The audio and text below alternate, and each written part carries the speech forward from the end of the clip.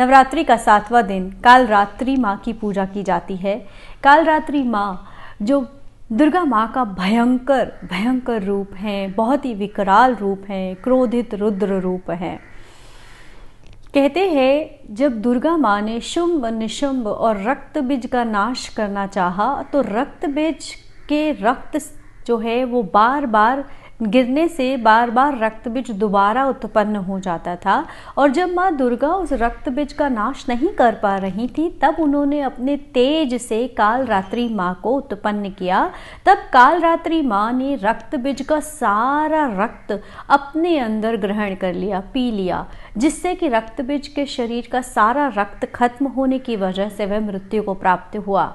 इस प्रकार माँ कालरात्रि ने रक्त बीज का नाश किया। तो ये जो 7वां नवरात्रा है यह हमें मुश्किल से मुश्किल दैत्य का नाश करने का एक संदेश दे रहा है। कौन है ये इतना विकराल और इतना मुश्किल दैत्य? क्या आप समझ सकते हैं कौन है?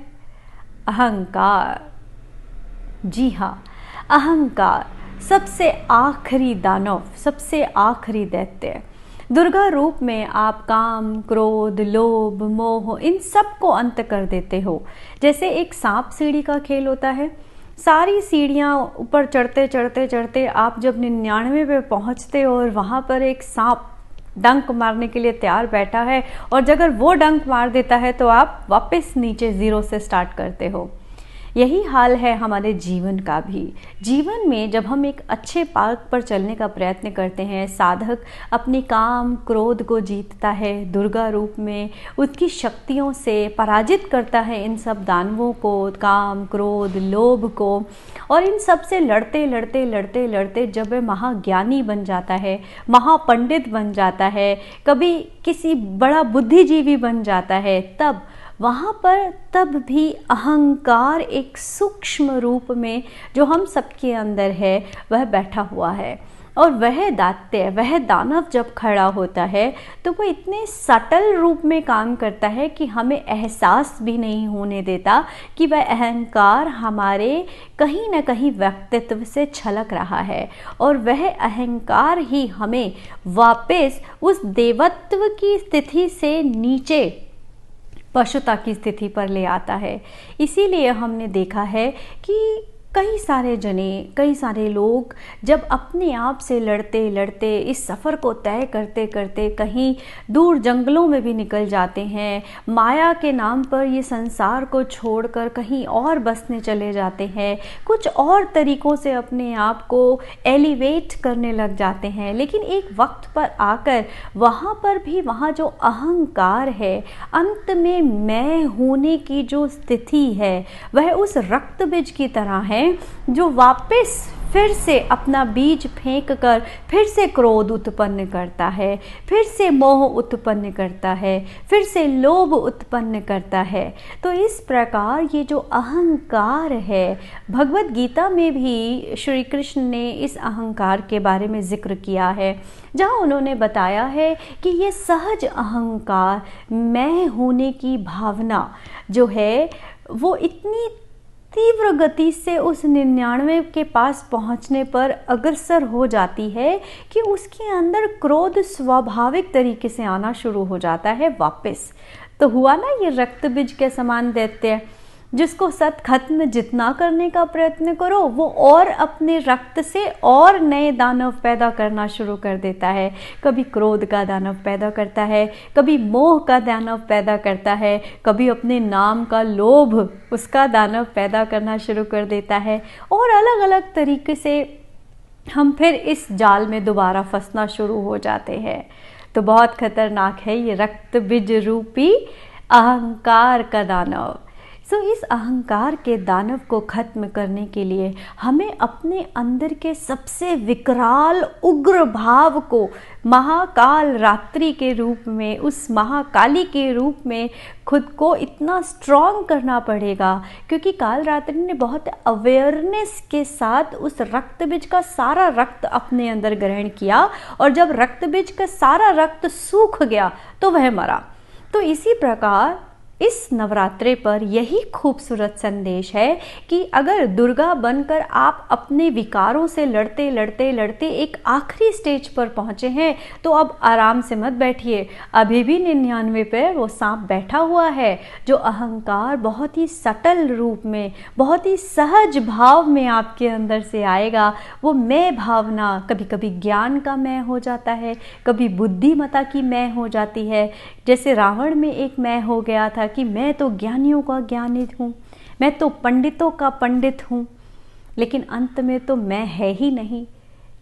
जब तक ये मैं खत्म नहीं होगी तब तक हम में कन्वर्ट नहीं होंगे, और जब तक हम में कन्वर्ट नहीं होंगे तब तक मुक्ति नहीं है, तब तक कोइंसिडेंसेस के पूल में आप नहीं रह सकते। तो यही सबसे सूक्ष्म ज्ञान है, जहाँ पर हमें इस सूक्ष्म रूपी अज्ञान रूपी अहंकार को हमें जीतना है। अपनी काली के रूप में, रुद्र रूप में अवेयर रहकर हर मिनट ये देखना है कि अभी तो नहीं आ गया ये दानव फिर से, अभी तो इसका कोई रक्त नीचे ज़मीन पर नहीं गिरा कि मेरे अंदर फिर से कहीं क्रोध, लोभ, मोह, अहंकार ये दोबारा बनने की प्रवृत्ति वापस चालू हो जाए।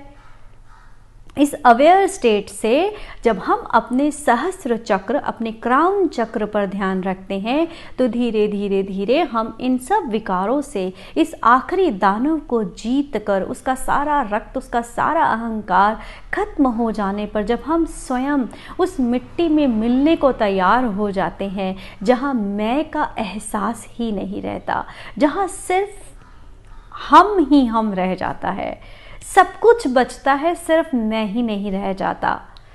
जब ऐसी स्थिति बनती है तब हम राजा की गद्दी पर वापस होते हैं, हम कोइंसिडेंसेस के पूल में होते हैं, तब सब कुछ खुद का ही है और हम सबके ही हैं। जब तक नदी बह रही है तब तक उसका अलग अस्तित्व है, हर बूंद का अस्तित्व है। तो हर बूंद जब उस समुद्र में मिल जाती है तो समुद्र के साथ मिलने पर बूंद का अस्तित्व खत्म हो जाता है। अगर आखिरी क्षण पर बूंद कहे कि मैं ही हूँ जो समुद्र बना रही हूँ, और वो बूंद अगर कहीं अकेले रह जाए तो समुद्र में न मिलने की वजह से उस बूंद का अस्तित्व फिर से समाप्त हो जाएगा, उसे फिर से एक जर्नी शुरू करनी पड़ेगी। इसी प्रकार ये आखिरी का दानव, आखिरी का दैत्य जो अहंकार है, जो बड़े बड़े ज्ञानियों में, परशुराम में भी था, खींच लाया, विश्वामित्र को खींच लाया। ये 99 पे बैठा वो अहंकार कि अब तो मुझे सब प्राप्त हो गया, अब मैं हार नहीं सकता। ये मैं फिर वही 99 पे बैठा सांप है जो वापस खींचकर 0 पर लेकर आ सकता है।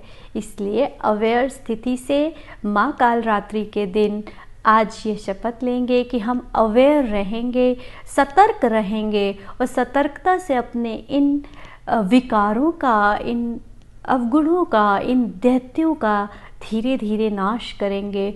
और रिद्धि सिद्धि तभी प्राप्त हो सकती है जब आप इस शरीर से, इस सारे लोभ से, अहंकार, माया से बाहर निकलकर उसमें समर्पित हो जाए, अपने अस्तित्व को उसके अस्तित्व में मिला दे, जहाँ सिर्फ समुद्र ही रह जाए। क्योंकि ये तो अंडरस्टूड ही है कि समुद्र बूंदों के बिना कैसे बन सकता है, लेकिन बूंद का अपना कोई अस्तित्व नहीं। जब वो समुद्र बन जाती है तो उसकी खुशी का कोई ठिकाना ही नहीं होता। अपने को जलाने में जो खुशी मिलती है वही असली मोक्ष है, वही असली प्रेम है, वही असली तरंग है, जहाँ मैं हम में कन्वर्ट हो जाए, जहाँ मैं तू में समा जाए।